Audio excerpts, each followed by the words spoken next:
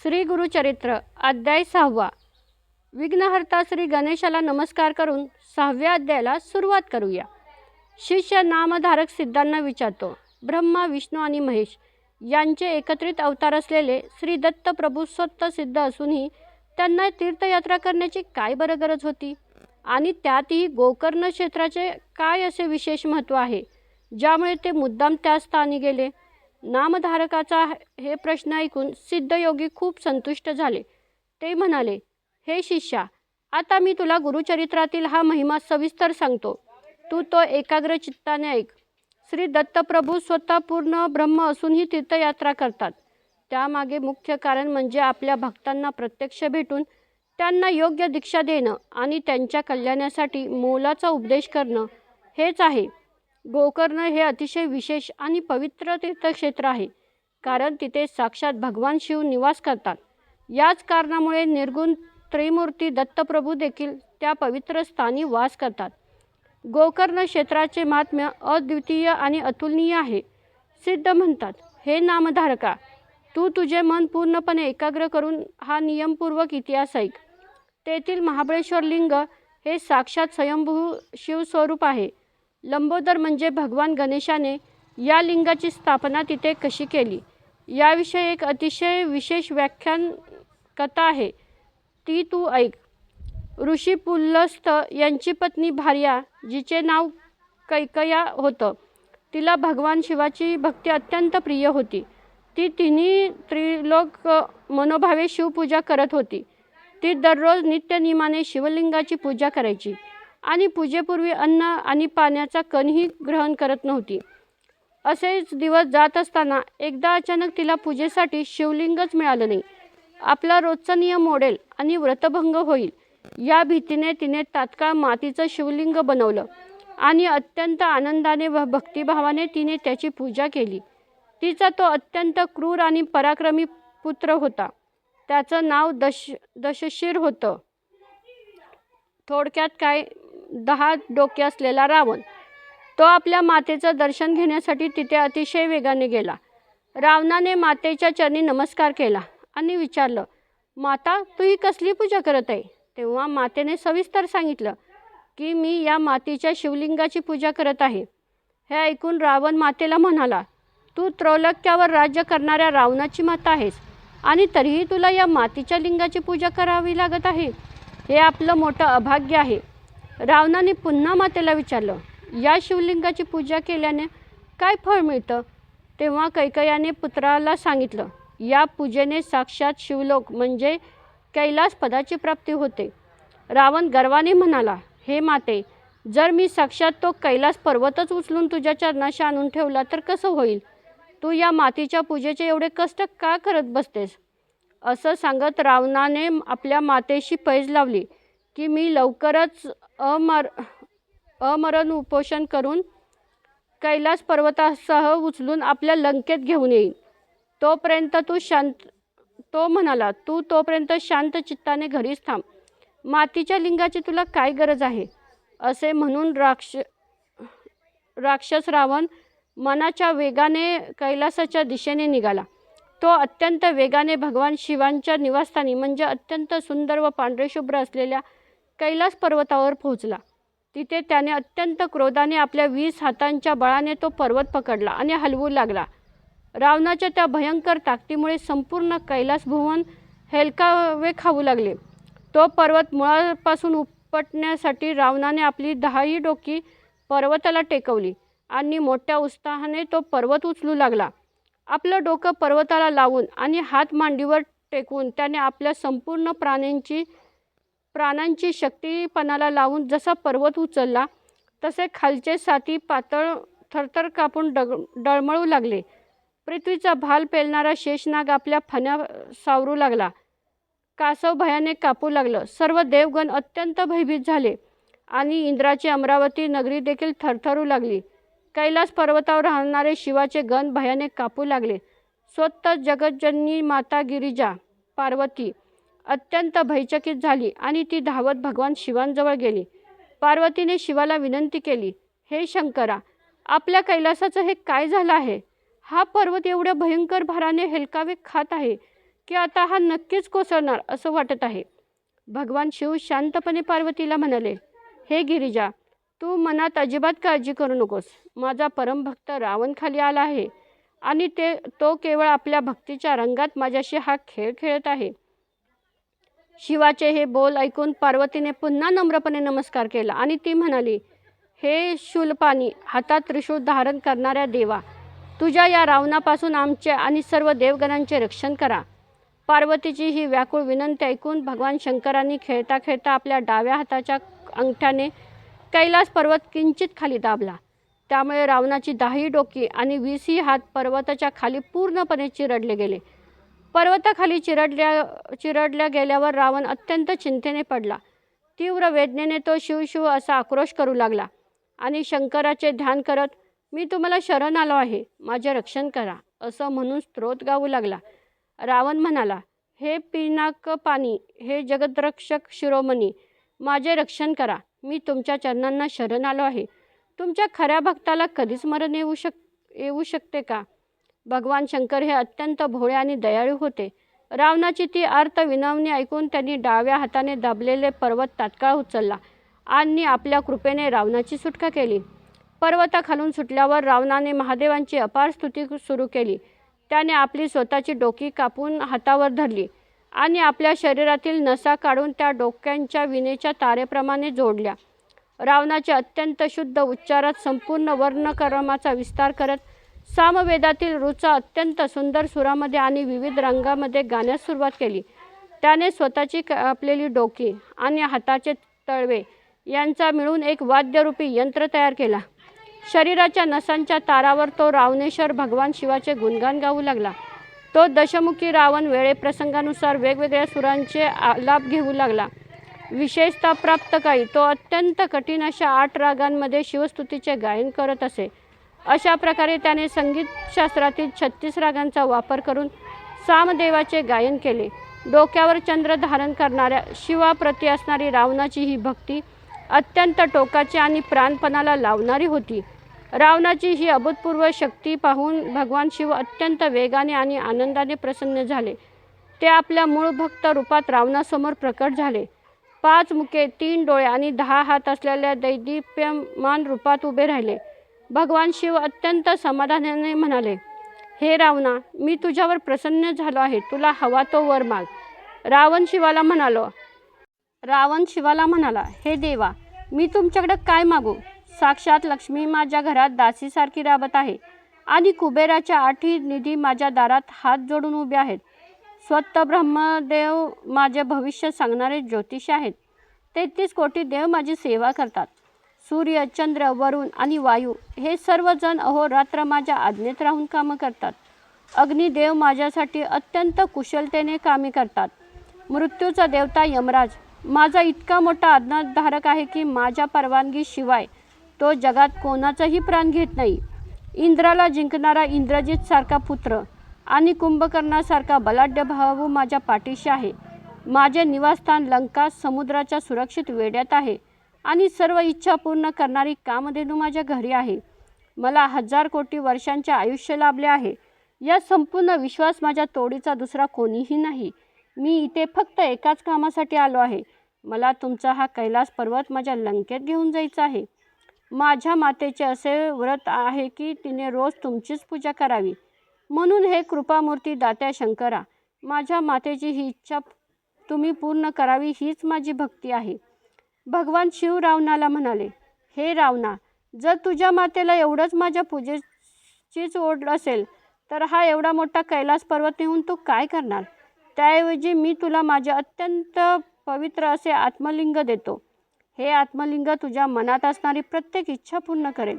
हे लिंग म्हणजेच माझा साक्षात प्राण आहे. असे सांगून भगवान शिवांनी ते अमूल्य आत्मलिंग रावणाच्या स्वाधीन केलं. महादेवांनी अट घातली, तू याची सकाळ, दुपार, संध्याकाळ अशी 3 वेळी पूजा कर. 108 वेळा शिवमंत्राचा जप कर आणि एकाग्र चित्ताने यावर रुद्राभिषेक करत जा. जर तू सलग 3 वर्ष या लिंगाची अशीच मनोभावे पूजा केलीस तर तू स्वतः साक्षात माझे रूप शिवस्वरूप बनशील. मग तू मनात जी काही इच्छा धरशील ती तात्काळ पूर्ण होईल हे लक्षात ठेव. हे आत्मलिंग ज्याच्याजवळ असेल त्याला कधीही अकाली मृत्यू येणार नाही. या लिंगाच्या केवळ दर्शनाने माणसाचे 6 मोठे दोष आणि पापे तात्काळ नष्ट होतील. महादेवांची सर्वात महत्त्वाची अट घातली, जोपर्यंत तू तुझ्या लंका नगरीत पोहोचत नाहीस तोपर्यंत हे लिंग चुकूनही कुठेही भूमीवर ठेवू नकोस. जर तू हे जमिनीवर ठेवलंस तर ते तिथून पुन्हा निघणार नाही. लंकेत नेऊन 3 वर्ष पूजा कर, तू स्वतः ईश्वर बनशील. हा सर्व प्रसंग घडत असताना तिथे उपस्थित असलेले देवर्षी नारद अत्यंत वेगाने तिथून निघाले आणि थेट स्वर्गात इंद्राच्या दरबारात पोचले. नारद इंद्राला म्हणाले, हे इंद्रा, तू इथे एवढा निवांत आणि गाफील कसा काय बसला आहेस? भगवान शंकरांनी रावणाला साक्षात अमरत्व बहाल केलं आहे. आज समजा की तुमची सर्व सत्ता आणि वैभव नष्ट झालं आहे. कर्पूर गौरव भगवान शंकरांनी त्यांचे स्वतःचे प्राणलिंग त्या लंकेच्या राजाला दिलं आहे आणि सोबत असा वर दिला आहे की तू साक्षात स्वतः ईश्वर बनशील.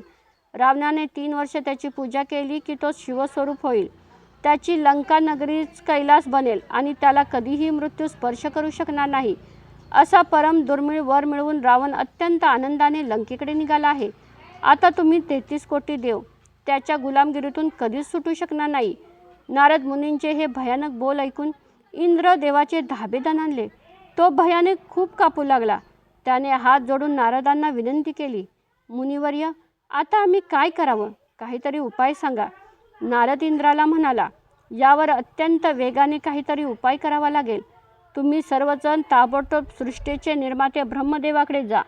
तेच या संकटातून मार्ग काढू शकतील. मग इंद्र आणि नारद मुनी इतर देवांना सोबत घेऊन अत्यंत वेगाने ब्रह्मलोकात गेले. तिथे इंद्राने घडलेला सर्व वृत्तांत ब्रह्मदेवांना सांगितला. ब्रह्मदेव सर्व देवांना म्हणाले, हा विषय माझ्या अधिकाराबाहेरचा आहे. तुम्ही सर्वांनी ताबडतोब वैकुंठ लोकात गेलं पाहिजे. दैत्यांचा विनाश करणारे भगवान विष्णू यावर नक्कीच काहीतरी तोडगा काढतील. ब्रह्मदेव यांनी वैकुंठात जाऊन भगवान विष्णूंना विनंती केली, हे प्रभू, तुम्ही या घटनेचा तातडीने प्रतिकार करा, कारण पुढे तुम्हाला जो राम अवतार घ्यायचा आहे त्या कार्यासाठी रावणाचा हा वर आडवा येईल. हे ऐकून भगवान विष्णूंना थोडा राग आला की शंकरांनी हे काय अघटित करून ठेवलं. देवांचे कार्य कठीण झाले म्हणून ते तात्काळ या परिस्थितीचं निवारण करण्यासाठी निघाले. विष्णू थेट भगवान शंकराकडे आले आणि विचारू लागले, हे शंकरा, तुम्ही हे काय करून बसलात? तुमचे अत्यंत मौल्यवान प्राणलिंग त्या दृष्ट रावणाला देण्याचं काय कारण होतं? शंकर विष्णूंना म्हणाले, हे विष्णू, काय करू? मी रावणाच्या त्या अपूर्व आणि कठोर भक्तीवर अत्यंत प्रसन्न झालो होतो. त्या आनंदाच्या भरात मला पुढच्या परिणामांचा विसर पडला आणि मी समाधानाने माझे प्राणलिंग त्याला देऊन टाकलं. त्याने स्वतःची डोकी कापून स्वतःच्या हाताने त्याचा वीणा बनवून सामदेवाचे इतके सुंदर गायन केले की मी त्या भक्तीच्या अधीन झालो. त्यावेळी जर त्याने माझ्याकडे माझी पत्नी पार्वती जरी मागितली असती ना, तरी मी ते देऊन बसलो असतो. इतकी मला भक्तीची भूल पडली होती. आता तो माझं प्राण असलेलं लिंग घेऊन निघून गेला आहे. विष्णू शंकराला म्हणाले, तुम्ही देव नेहमी असेच भोळेपणाने राक्षसांना वर देता आणि त्यानंतर आम्हाला विष्णूंना त्यांना मारण्यासाठी अतोनात कष्ट करावे लागते. हे दैत्य यामुळेच अत्यंत उन्मत्त होतात. हे राक्षस पुढे जाऊन सर्व देव, ब्राह्मण आणि सज्जन लोकांना प्रचंड त्रास देतात आणि याच कारणामुळे पृथ्वीचा भार हलका करण्यासाठी मला पुन्हा पुन्हा नवीन अवतार घ्यावं लागतं. विष्णूंनी विचारले, तुम्ही त्यांना ते लिंग देऊन किती वेळ झाला? तो आत्तापर्यंत लंकेत पोहोचला असेल का? शंकरांनी उत्तर दिलं, त्याला लिंग देऊन आता कुठे 5 घटिका उलटल्या आहेत. शंकराचे हे बोल ऐकताच भगवान नारायण यांनी तात्काळ एक युक्ती केली.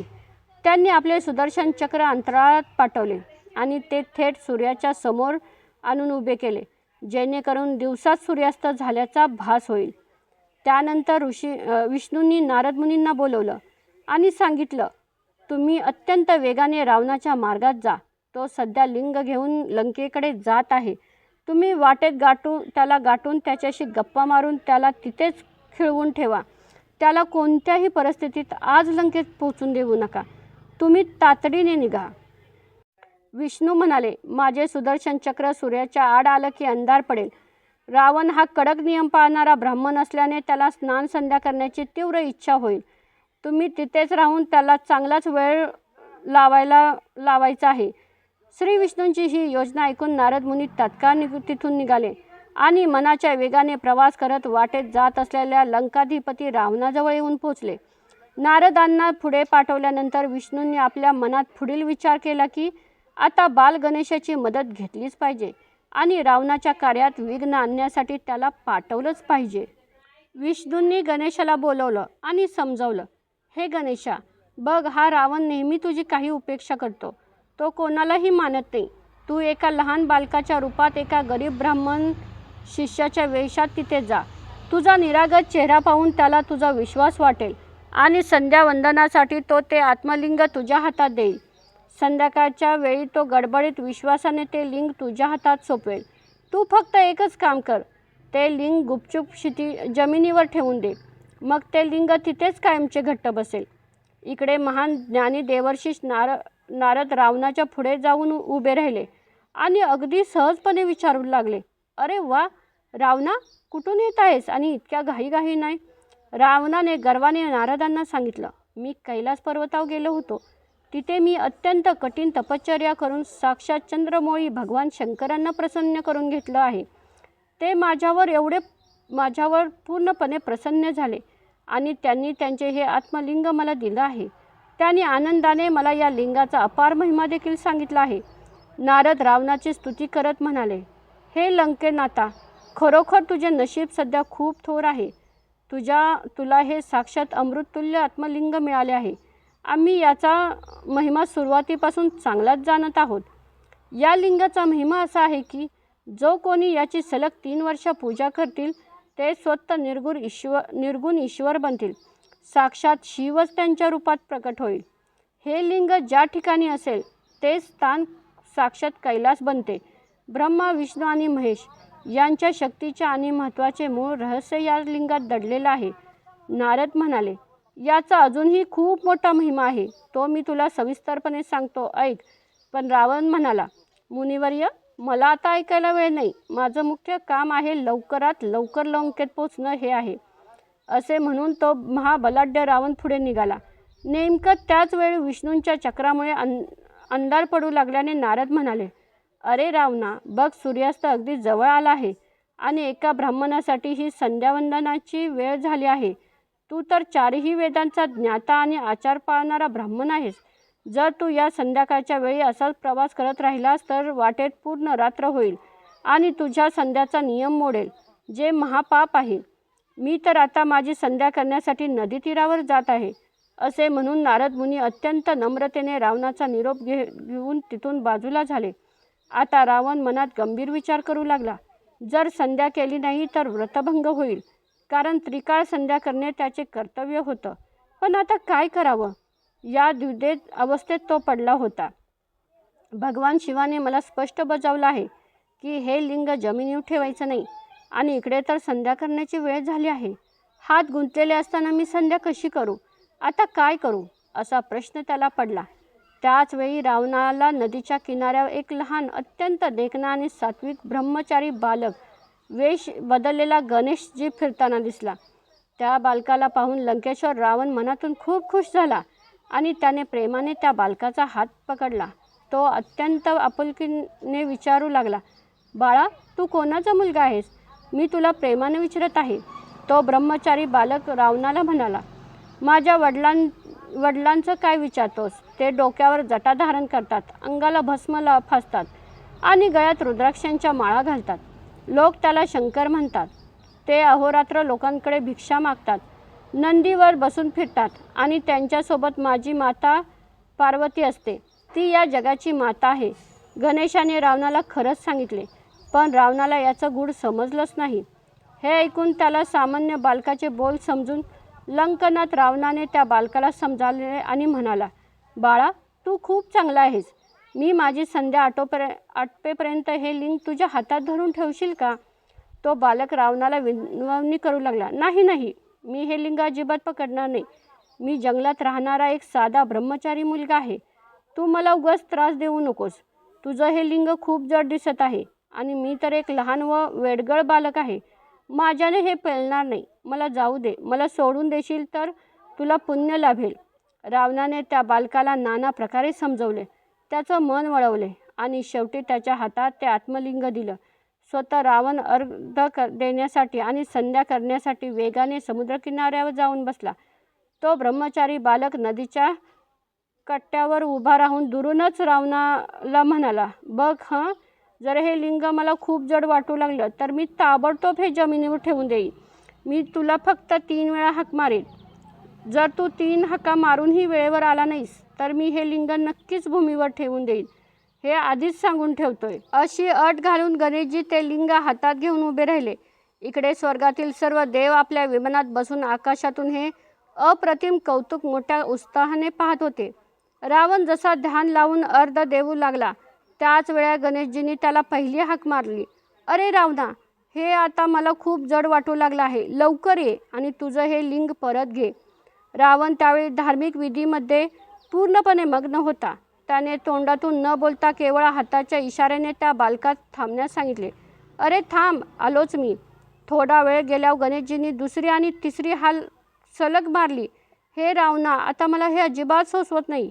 हे अतिशय जड झालं आहे. तू ताबडतोब धावत ये. परंतु रावण ध्यानस्थ असल्याने उठू शकला नाही. तेव्हा गणेशजींनी देवांची साक्ष काढली आणि विष्णूंच्या योजनेनुसार ते अत्यंत जड झालेलं आत्मलिंग जमिनीवर ठेवून दिलं. भगवान विष्णूंचे स्मरण करून गणेशजीने ते शिवलिंग तिथं कायमचं स्थापन केलं. हे पाहताच आकाशात देवांना प्रचंड आनंद झाला आणि सर्व देवांनी त्यांच्यावर फुलांचा वर्षाव केला. आपली संध्या आणि अर्धविधी संपवून लंकाधिपती रावण अत्यंत वेगाने तिथं परत आला. पण जेव्हा त्याने ते आत्मलिंग जमिनीवर ठेवलेलं पाहिले तेव्हा त्याचं मन अत्यंत व्याकुळ, हताश आणि निराश झालं. प्रचंड रागाच्या भरात रावणाने त्या बालकाच्या डोक्यावर जोरदार ठोसा मारला. तो बालक वरून हसत पण खोटं खोटं रडत जमिनीवर लोळू लागला. तो बालक रडत रडत म्हणाला, मी आता ताबडतोब माझ्या बाबांकडे जाऊन सांगेन या मोठ्या माणसाने मला विनाकारण मारलं. असं म्हणून तो बालक तिथून रडत रडत पळत सुटला. बालक पेशनंतर रावणाने ते शिवलिंग दोन्ही हातांनी अत्यंत घट्ट धरले. ते जमिनीतून उपटण्यासाठी त्याने आपली संपूर्ण अफाट शक्ती पणाला लावली. तो इतक्या जोराने ओढू लागला की त्या लिंगासोबत तेथील जमीनसुद्धा हलू लागली. महाबलाढ्य रावणाच्या ताकदीमुळे संपूर्ण पृथ्वी थरथर कापू लागली. पण ते आत्मलिंग जमिनीतून तिळभरही हलले नाही. हताश होऊन रावणाने रागाने आपले डोके त्या लिंगावर आपटले. पण अखेर त्या महाबळीला हार मानावी लागली. रावणासारख्या त्रैलोक्याला हलवणाऱ्या महाबलाढ्य वीराला ज्याने आपल्या बळाने हरवले आणि तिथेच खिळवून ठेवले, म्हणूनच या लिंगाला महाबळेश्वर हे नाव पडलं. रावणाने ते लिंग उपटण्यासाठी पिळवटून ओढल्यामुळे त्या लिंगाचा आकार गायीच्या कानासारखा झाला. म्हणूनच त्या क्षेत्राला गोकर्ण असे म्हणतात. अशा प्रकारे पूर्णपणे पराभूत होऊन रिकाम्या हाताने रावण पुन्हा तपश्चर्या करण्यासाठी निघून गेला. त्यानंतर गोकर्ण क्षेत्र हे पृथ्वीवरील अत्यंत पवित्र आणि प्रसिद्ध तीर्थक्षेत्र म्हणून नावारूपास आला आणि सर्व देवांनी तिथं येऊन आनंद साजरा केला. इथे श्री गुरुचरित्र रूपी अमृतातील परमकथा कल्पतरूमधील श्री नरसिंह सरस्वतींच्या चरित्रातील सिद्ध आणि नामधारक यांचा संवादातील गोकर्ण महात्म्य आणि महाबळेश्वराची लिंग स्थापना नावाचा हा 6वा अध्याय इथेच पूर्ण होत आहे. हे सर्व श्री दत्तगुरूंच्या चरणी अर्पण असो. श्री गुरुदेव दत्त.